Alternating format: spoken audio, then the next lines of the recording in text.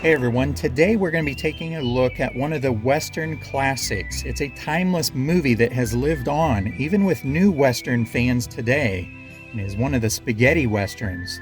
It starred Clint Eastwood, and the name of it is The Good, the Bad, and the Ugly. Now, this is certainly one of my favorite movies, and I've seen it hundreds of times. And I wanted to go over a few mistakes that happen in the movie that I'm not sure if you've ever noticed.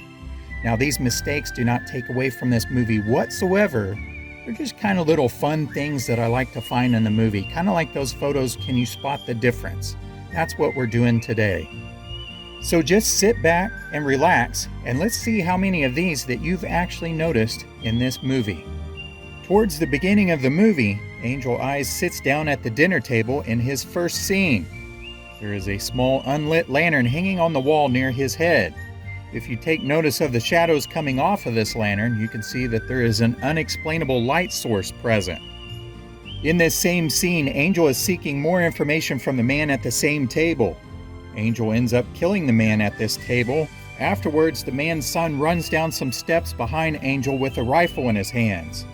Angel pulls out his revolver, turns around quickly, and shoots him. But pay special attention to the pistol and the angle that it's at, and you'll quickly see that he's not even pointing at the boy when he fires it. When Tucco is riding his horse, he encounters 3 bounty hunters. One fires a shot, making his horse misstep and fall, bringing Tucco to the ground. One of the bounty hunters asks Tucco, "Hey amigo, you know you have a face beautiful enough to be worth $2,000? That man has no blade of grass in his mouth when he turns around to face Blondie, but as soon as he backs away, suddenly he does have a blade of grass in his mouth."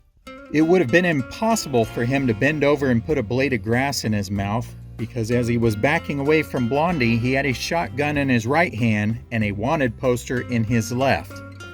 Also in this same scene, look closely at the poster that the man drops just before he draws on Blondie, and then look at it afterwards. It switches back and forth several times.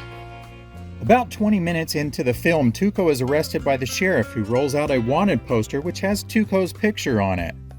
For a short period of time, you can see the name down at the bottom of the wanted poster, which is Guy Calloway. Now, Guy was a character in a previous film for a few dollars more who had put a bounty on him and a poster and was killed by Colonel Mortimer early in that film. Leone was notorious for trying to reuse props and save money. Possibly he reused that poster figuring that nobody would notice. When Angel Eyes is getting information from the legless man, the sun is practically overhead, yet there are 2 additional shadows that the legless man is casting. There is also an additional shadow behind Angel in the opposite direction of the legless man. This scene is where Blondie abandons Tucco in the desert. Watch the rope around Tucco's neck. It changes between shots. Sometimes it's over the left shoulder, and sometimes it's hanging down in front of him, and it's not due to the camera angle. Just before Angel Eyes confronts the girl in her room concerning the whereabouts of Bill Carson, we see her walking in the hall outside her room. Take notice with the lighting in the hallway, and you'll see that it looks like a modern light bulb. Here, when Tucco enters the gun shop, he hangs the close sign on a downward right angle on a nail which is on the back side of the front door. Now, as he exits this gun shop, the sign is angled slightly downward to the left. After Tucco robs the gun store and rejoins his fellow outlaws, he sticks his hand and arm in a steaming hot pot of water and removes a potato that is fully cooked. What's amazing about this is there are no burns or pain that was experienced by Tucco. In this scene, Tucco tosses a rope to Blondie to hang himself, and it is all tangled up with no knot showing. When the shot cuts away and then back on Blondie, the rope is suddenly changed to a nice neat coil with the hangman's knot showing. Next, Blondie throws a noose over the beam to hang himself. Pay close attention to how it is set up around the beam and down to Blondie. After the explosion, the rope is completely different than how it was set up before. In that same scene, Blondie is saved by an extremely lucky hit from a Union mortar. If you study the wall just for a brief second before it explodes, you'll notice the exact spot where the explosion will take place. There is a large circular area on the brick wall with no mortar in between the bricks. When Tucco is about to shoot Blondie in the desert and a Confederate Army wagon is seen approaching, look closely at this scene. The driver can be seen sitting in the far back of the coach wearing a hat. You can also see that the reins are being used. Now this is supposed to be a runaway driverless coach. After Tucco stops the runaway wagon in the desert, Blondie's pistol is not in his waistband. As he walks back to the wagon, it suddenly appears in the waistband. In this scene, they are at the Confederate prison camp, and after they are captured, a soldier comes up to Angel Eyes and informs him that the captain wants to see him right away. In the next shot with Angel Eyes, you can see him speaking with the officer, and his rank on his shoulder is a major, not a captain. After Tucco is invited to eat by Angel Eyes, he is handed a bottle.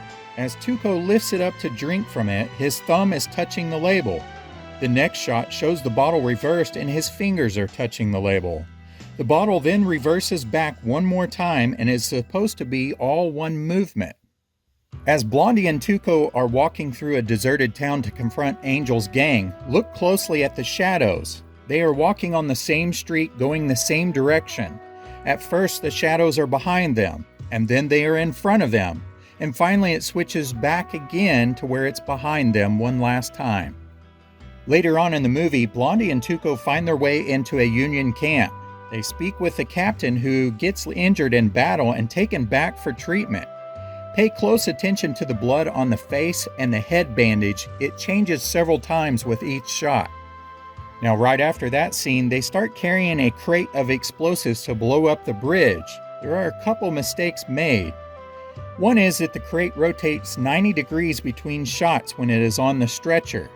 And even if you can explain that somehow, you can't explain that the stretchers are switching.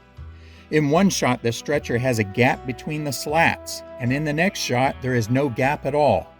When Blondie enters the water for the first time, look at the bottom of his coat. It is already wet, all the way around almost. He just walked through a puddle, but it wouldn't have gotten that wet. Once they are in the water preparing for the explosives, they start talking about the location of the money. If you look at the shot where both Tucco and Blondie are visible, you can see a car moving in the background. Watch the top right area of the trees in between the pillars supporting the bridge. In this same scene, I want you to pay attention to how deep they are in the water and how their clothes are wet almost to the top of their shoulders. When they light the fuse, they run out of the water and hide for protection, but look at their clothes then. They're completely dry. Now after they explode the bridge, the two are walking through a Confederate area, and Blondie is comforting a dying soldier. He just lit a new cigar and lets the Confederate soldier have a couple puffs, but pay a close attention to the cigar. The size of it switches several times between each shot. When Blondie kicks the lid off of Arch Stanton's grave, the lid slides sideways along the ground. But in the next shot, it has an awkward transition as it mysteriously flips up and almost hits Tucco in the face like it was kicked upwards. Just before the final gunfight, as Tucco is standing in the circle, he lowers his hand slowly to the level of the pistol. But if you take notice in a shot previously, his hand was already there at the level of his pistol. Now during this final gun battle, Angel Eyes is shot by Blondie. After he is shot a second time, he falls into the grave. Pay close attention to both the hat and the gun during these scenes. The hat is laying upside down with the brim up just to the right of the grave at the start. The next camera shot shows the hat with the crown up and closer to the end of the grave. The gun barrel is facing away from the hat. Blondie then shoots the hat and it lands crown up on top of Angel Eyes' chest. In the same shot, we can see the gun facing the complete opposite direction that it was before. Each camera shot shows the gun and the hat in a completely different position than the previous shot. The next scene after the gun battle is where Tucco is being placed in a noose and standing on top of the grave's cross. Pay close attention to the rope that is hanging him.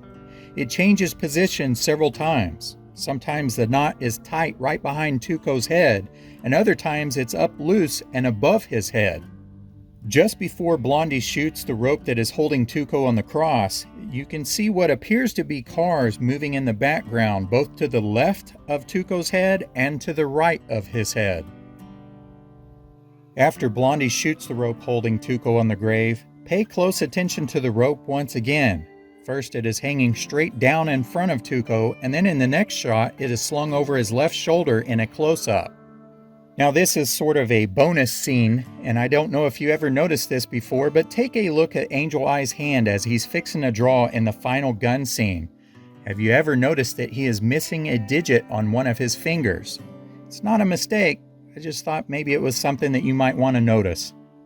So thanks for joining me today as we took a closer look at the good, the bad, and the ugly.